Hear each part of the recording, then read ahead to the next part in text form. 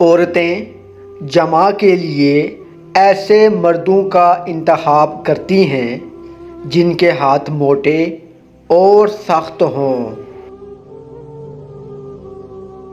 بیاہ سے قبل قوت باہ کو بڑھانے کے لیے ابلا ہوا انڈا اور کباب کھایا کرو، اس سے جسمانی طاقت اور قوت باہ میں اضافہ ہوگا۔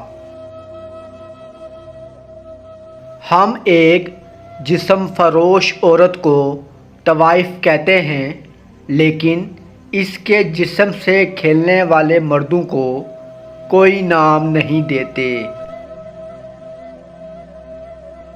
اگر عورت سے ہم بستری کا مزہ لینا چاہتے ہو تو اس طرح سے ہم بستری کرو کہ عورت کی ٹانگیں اونچی جگہ پر ہوں۔ اس عمل سے مرد اور عورت دونوں لطف اندوز ہوتے ہیں۔ ایسی عورت خود گھوڑی بن کر ہم بستری کرواتی ہے جس کی کمر پتلی اور ٹانگیں موٹی ہوں۔